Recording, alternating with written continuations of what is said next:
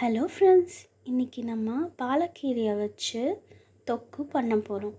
அதாவது இந்த சம்மந்தி ஸ்டைலில் ஒன்று பண்ணுவாங்கள்ல, அதே போலேயே நம்ம இந்த பாலக்கீரையை வச்சு பண்ண போகிறோம். அதுக்கு ஒரு பெரிய வெங்காயத்தை 4 துண்டாக கட் பண்ணியிருக்கேன். அதை மிக்ஸி ஜாரில் ஆட் பண்ணிக்கலாம். அது கூட ஒரு தக்காளி,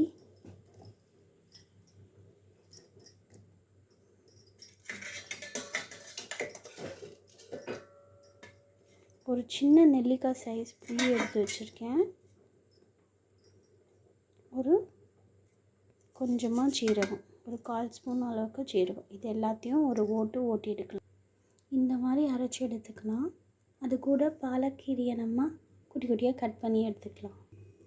ஒரு அகலமான கடாய் எடுத்துக்கலாம், ஏன்னா கீரையை போட்டு நல்லா வதக்கிறதுக்கு ஈஸியாக இருக்கும். இப்போது கடாய் காஞ்சிடுச்சு. 2 டேபிள் ஸ்பூன் ஆயில் ஆட் பண்ணிக்கலாம்.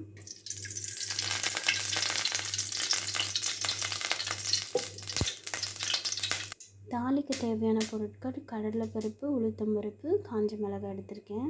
எண்ணெய் காஞ்சிடுச்சு. கடுகு ஆட் பண்ணிவிட்டு நம்ம எடுத்து வச்சுருக்கிற தாளிப்பு கடலைப்பருப்பு எல்லாத்தையும் ஆட் பண்ணிடுவோம். பருப்பெல்லாம் செவந்து வந்துடுச்சு. இந்நேரத்தில் நம்ம அரைச்சி வச்சுருக்கிற விழுதை ஆட் பண்ணிடலாம். நம்ம ஆட் பண்ண விழுது நல்லா சுண்டி வந்துடுச்சு. இப்போது தேவையான உப்பு காரமெல்லாம் ஆட் பண்ணிடலாம். இப்போது மிளகாத்தூள் 1 ஸ்பூன் ஆட் பண்ணிக்கலாம்.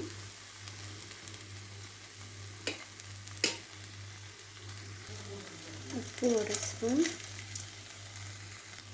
துண்டு துண்டாக நறுக்கி வச்சுருக்க கீரையை தண்ணியில் நல்லா அலசி வச்சுருக்கேன். இப்போது கீரை நல்லா சுருண்டு வரணும். நம்ம போட்ட கீரையை அடையாளம் தெரியாத அளவுக்கு சுருண்டு வந்துச்சுன்னா நம்மளோட சம்மந்தி ஸ்டைல் பாலக் தொக்கு ரெடி.